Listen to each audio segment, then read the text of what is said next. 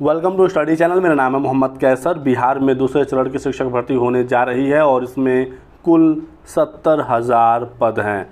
6 to 8, 9, 10th और 11, 12th के पदों पर भर्ती होने जा रही है। एग्जैक्टली बात करें तो 69,692 पदों पर शिक्षक बहाली होगी। रिक्त पदों को स्वीकृति मिल गई है।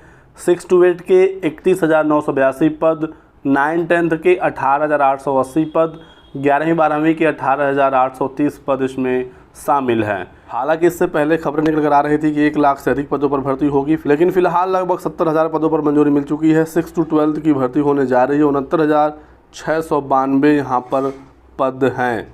भविष्य में यदि कुछ पद बढ़ते हैं तो और भी बेहतर होगा और उच्च माध्यमिक में तो 100% पद बढ़ेंगे, क्योंकि जो वर्तमान भर्ती चल रही है इसमें पद खाली रहेंगे और इन पदों को इसमें जोड़ा जाएगा। इस वीडियो में हम लोग बात करेंगे स्पेशली 6वीं से 8वीं की भर्ती के बारे में, जो लगभग 32,000 पदों पर होने जा रहा है। आप ये पत्र देख सकते हैं शिक्षा विभाग पटना से, और बिल्कुल ऑफिशियली ऐलान हो गया है कि 6 to 8 के 31,982 पदों पर भर्ती होगी। तो कौन कौन फॉर्म भर सकता है, क्या एलिजिबिलिटी है, क्या सब्जेक्ट कॉम्बिनेशन है, सब पर बात होने जा रही है। बने रहें हमारे साथ। तो शिक्षक भर्ती की योग्यता को डिसाइड करने की संस्था है NCTE, और ये NCTE का ऑफिशियल नोटिफिकेशन है 23 अगस्त 2010 का। इसमें हम लोग देखते हैं कि 6 to 8 की एलिजिबिलिटी क्या बताई गई है। तो आप यहाँ पर देख सकते हैं दोस्तों 6 to 8 के बारे में। यहाँ पर जानकारी ये दी गई है कि BA या BSc के बाद यदि आपने DLED किया हुआ है तो आप एलिजिबल हैं। यानी कि ग्रेजुएशन के बाद जिन छात्रों ने DLED किया है 2 वर्षीय डिप्लोमा, वो एलिजिबल हैं। 12th के बाद जिन्होंने डायरेक्ट DLED किया है वो एलिजिबल नहीं है।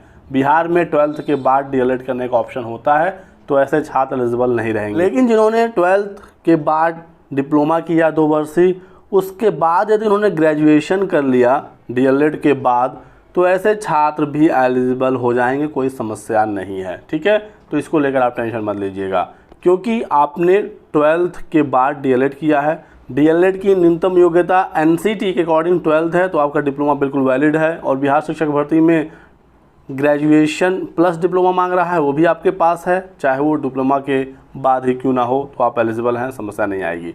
ठीक है, आगे बढ़ते हैं। यहाँ पर बताया गया है कि 50% अंकों के साथ जिन्होंने BA किया है या BSc किया है और 1 वर्षीय BEd है तो ये भी एलिजिबल है। ठीक, 1 वर्षीय BEd भी एलिजिबल है, कोई टेंशन नहीं है। और जिन्होंने 12th में 50% नंबर लाया है और 4 वर्षीय ELED bachelor in elementary education किया हुआ है, इन छात्रों को भी मौका मिलेगा। तो 12th के बाद BLED वाले छात्र भी एलिजिबल रहेंगे। और 4 वर्षीय BA, BSc या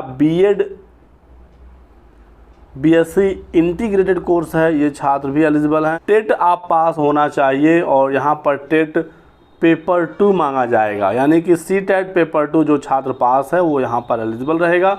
बिहार का टेट तो अभी फ़िलहाल हो नहीं रहा, उस पर रोक लगा दी गई है। पुराने छात्र जो पास हैं वो एलिजिबल रहेंगे, लेकिन नए छात्र जो भी इस भर्ती में शामिल होना चाहते हैं उनको CTET का पेपर 2 पास करना होगा।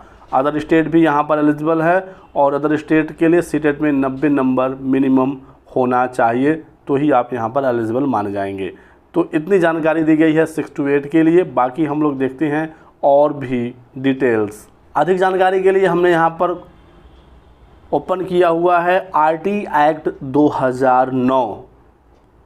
इसमें कुछ महत्वपूर्ण जानकारी दी गई है 6 to 8 भर्ती के बारे में, इसको हम लोग देखते हैं। पेज नंबर 12 पर आएंगे तो यहाँ पर प्राथमिक शिक्षकों के बारे में जानकारी है। ठीक, उसके बाद देखिए यहाँ पर 6ठी से 8वीं कक्षा के लिए यहाँ बताया गया है कि कम से कम प्रति कक्षा 1 शिक्षक होना चाहिए। किस प्रकार का यहाँ पर बताया गया है, 1 शिक्षक होना चाहिए विज्ञान और गणित का, शिक्षक होना चाहिए सामाजिक विज्ञान का, और शिक्षक होना चाहिए भाषा का।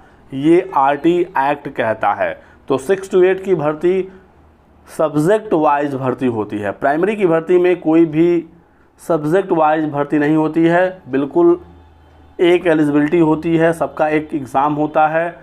और आपने देखा ही होगा कि CTET पेपर 1 में कोई भी आपका अलग से सब्जेक्ट नहीं होता है। लैंग्वेज होगा, CDP होगा, मैथ्स होगा और इन्वायरमेंट होगा। लेकिन वहीं पर CTET पेपर 2 में CDP और लैंग्वेज तो होता ही है, लेकिन एक और ऑप्शन आपको दिया जाता है कि आप SST लेना चाहते हैं या गणित विज्ञान, तो वहीं से आप समझ सकते हैं कि जो 6 to 8 की भर्ती है, यहाँ के जो शिक्षक हैं वो सब्जेक्ट स्पेसिफिक होते हैं।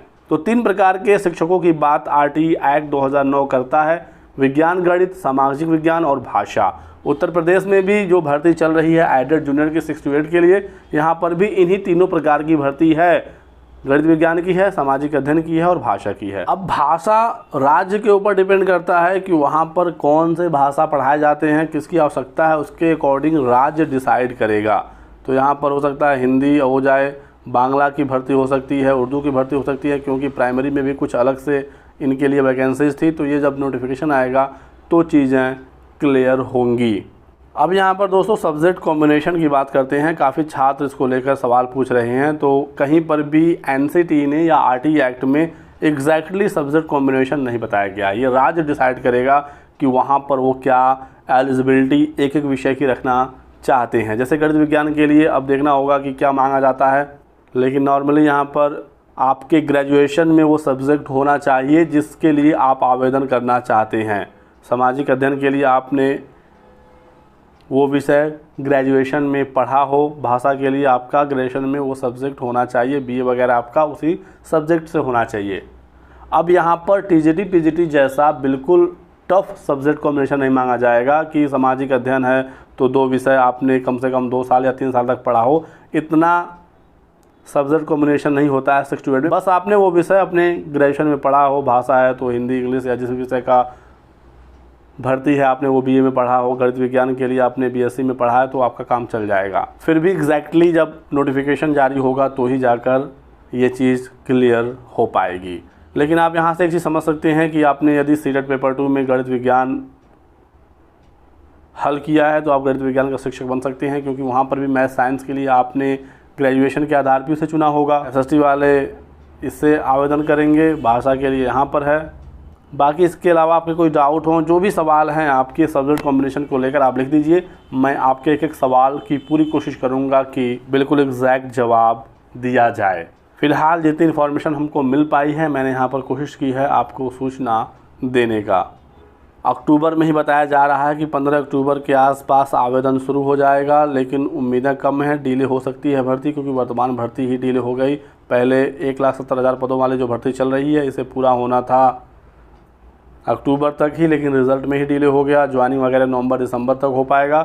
तो नई भर्ती में भी थोड़ा डिले हो सकता है, लेकिन जल्द ही विज्ञापन आएगा। अक्टूबर नहीं तो नवंबर आप मानकर चलें, तो ज़्यादा समय है नहीं आपके पास, आप तैयारी शुरू कर दीजिए। एग्ज़ाम पैटर्न को लेकर भी नोटिफिकेशन के साथ ही चीज़ें क्लियर होंगी, लेकिन जो फिलहाल बीपीएससी ने प्राइमरी का एग्ज़ाम कराया है आप उससे थोड़ा आइडिया ले सकते हैं। तो यहाँ पर जो सिलेबस है वो 6 to 8 का ही होगा, लेकिन कठिनाई का स्तर इंटरमीडिएट तक यहाँ पर भी रखा जा सकता है। जिसका शिक्षक आप बनना चाहते हैं उसके प्रश्नों की संख्या ज़्यादा होगी। इसके अलावा जीएस आपका सब में कॉमन रूप से पूछा जाएगा।